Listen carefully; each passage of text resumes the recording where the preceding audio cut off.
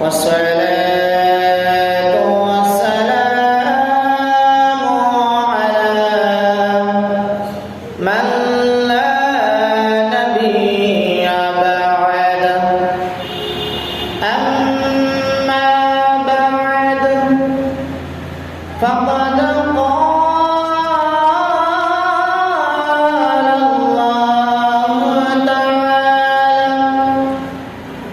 عز وجل في شأن حبيبه تعظيما له وتوقيرا إن الله وملائكته يصلون على النبي يا أيها الذين آمنوا صلوا عليه وسلموا تسليما صلى الله على محمد وآله وأصحابه وسلم صلى الله على سيدنا محمد وآله وأصحابه وسلم حق لا إله إلا الله لا إله لا ولا إله إلا الله لا إله حسبي ربي جل ما في قلبي غير الله نور محمد صلى الله لا إله إلا الله حق لا إله إلا الله لا إله إلا الله कौन मकामे है अल्लाह दोनों जहां में है अल्लाह जिस्म में जानम है अल्लाह ला इलाहा इल्लल्लाह ला इलाहा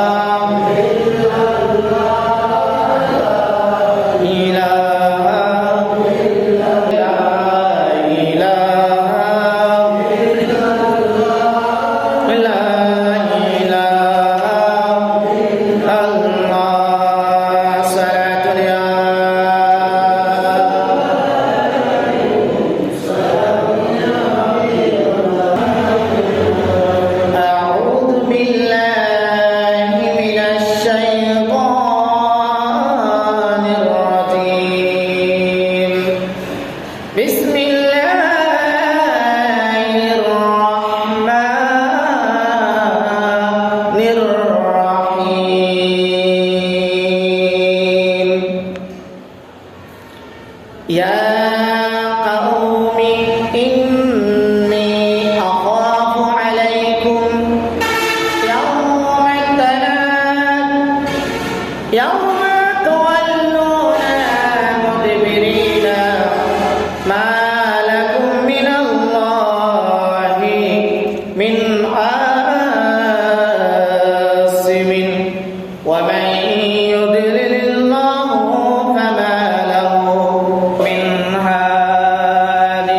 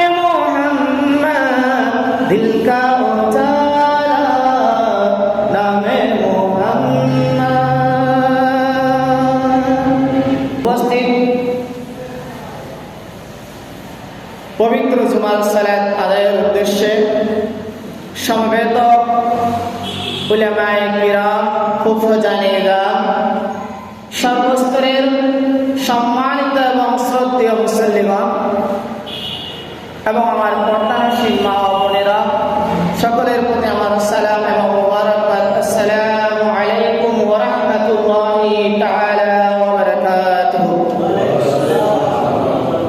আল্লাহ পাক রব্বুল আলামিনের দরবারে শুকরিয়া করার সাথে সাথে সরকারে কায়নাত ফখরে মাসুজাত মুহাম্মদ রাসূলুল্লাহ সাল্লাল্লাহু তাআলা আলাইহি ওয়াসাল্লামের দরবারে লাখ দরুদ সালামের হাদিয়া নজরানা পেশ করছি ওনার কোরআনে কদমে পাকে। আহলে বাইত রাসূল রিদওয়ানুল্লাহ আজমাইন, আসহাবে রাসূল রিদওয়ানুল্লাহ আজমাইনের দরবারে সালামি পেশ করছি। সাথে সাথে প্রিয় হাজিরিন, আপনারা যারা এখানে এসেছেন, যারা আশার মধ্যে রয়েছেন, সকলের শুকরিয়া আদায় করে সকলের ঈমানের সালামতি এবং নেক হায়াত আল্লাহর কাছে কামনা করে এবং আল্লাহ রাব্বুল আলামিন আমাদের সবাইকে ওনার প্রিয় বান্দা এবং নবীজির গোলাম হিসেবে কবুল করুন। একবার উচ্চ কণ্ঠে বলি আমিন। প্যারা হাজিরিন, আপনাদের সামনে পবিত্র কালামুল্লাহ শরীফের সূরাতুল মুমিনের 32 এবং 33 নম্বর আয়াত কেরাম তিলাওয়াত করেছি। আল্লাহ রাব্বুল ইজ্জত এই সূরাতুল মুমিনের এই আয়াত কেরামের পূজা তাওয়াজ্জু আল্লাহ আমাদের উপর দান করুন। একবার বলে আমিন। আল্লাহ রাব্বুল আলামিন এই আয়াত কারিমার মধ্যে যেটা আমাদেরকে অবগত করছেন, জাতিকে জানান দিচ্ছেন, সে আয়াতের সরল এবং সহজ অনুবাদ হচ্ছে ইয়া কওমি, হে আমার সম্প্রদায়, হে আমার জাতি। ইয়া এটা হচ্ছে হরফে নেদা, ইয়া এটা হরফে নেদা।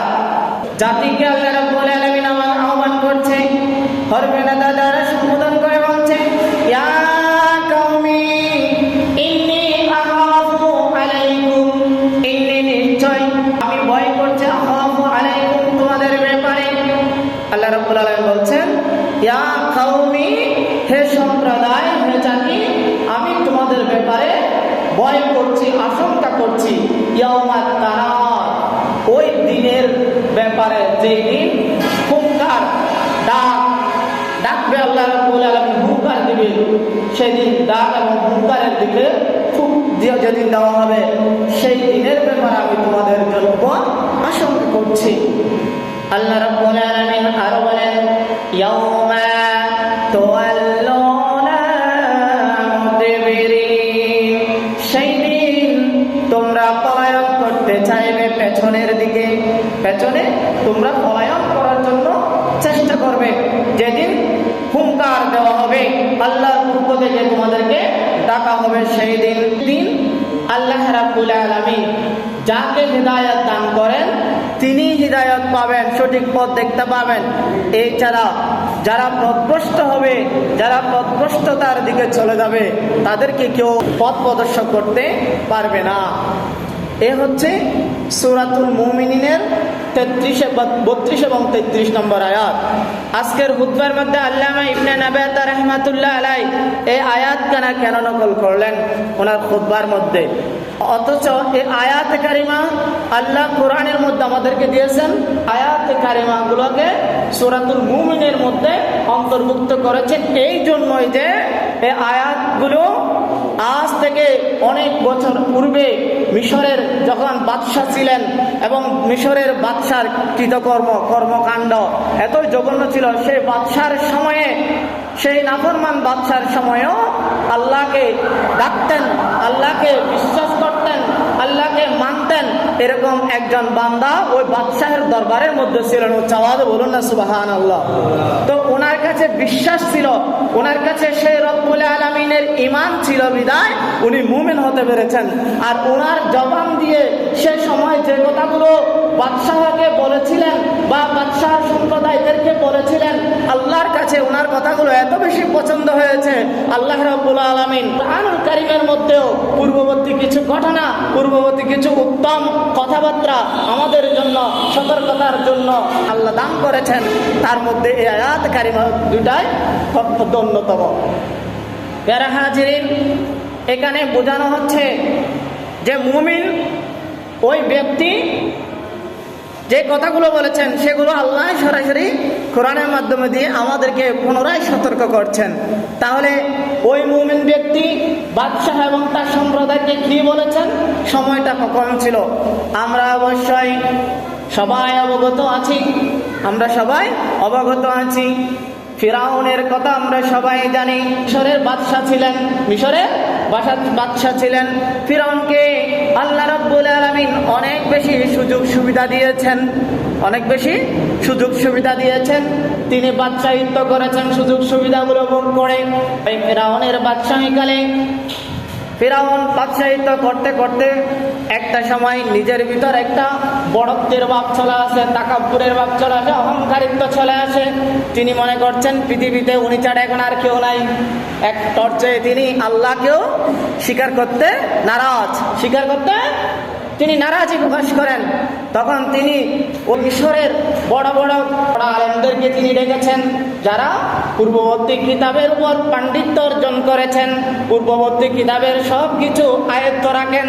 এরকম বড় বড় আলেমদেরকে, পণ্ডিতদেরকে তিনি তার রাজ দরবারে ডেকে জিজ্ঞেস করলো, ওগো আমার আলেম সমাজ, আলেম সম্প্রদায়, ওগো আমার পণ্ডিত সম্প্রদায়, ওগো আমার গণক সম্প্রদায়, তোমরা আমাকে বলো আমি যে বাদশাহিত্ব করছি এখানে কোনো ত্রুটি দেখা দিচ্ছে কিনা, কোন বাদশাহের উপরে কোনো কথা বলার সুযোগ আছে? তিনারা বললেন নাই। তাহলে তোমরা তো স্বীকার করলা, কিন্তু আমার মনের ভিতরে কেমন যেন মনে হচ্ছে, ছটপট ছটপট করছে। আমার মনে হচ্ছে আমার বাদশাহী কেউ না কেউ মেনে নিচ্ছে না। যদিও বা তোমরা মেনে নিচ্ছ, কিন্তু কেউ না কেউ মনে নিচ্ছে না। এটা আমার অন্তরে কি করছে, জল্পনার কল্পনা করছে। ওগো আমার পণ্ডিত মহোদয়, ওগো আমার আলেম মহোদয়, তোমরা আমাকে একটু কিতাবগুলো এবং তোমাদের গণকরা গণিত দেখে একটু বলো, আমার এই বাদশাহিত্যের মধ্যে কোনো ধরনের পাটল সৃষ্টি করার জন্য, কোনো ধরনের ক্ষতি সাধন করার জন্য কেউ আছে কিনা, আছে কিনা। গণকরা এবং পণ্ডিতরা কিতাবগুলো রিসার্চ করলেন, অধ্যয়ন করলেন, পাঠ করলেন। গণক তার গণনার কাজটা শুরু করে দিয়ে দেখতে পেল এমন একটা বিস্ময়কর ঘটনা ঘটবে। ফিরাউনের আমলে এমন একটা সময় আসবে যে একজন শিশু পুত্র পৃথিবীতে আগমন করবে, ওনার ভিতরে তাওহীদ থাকবে।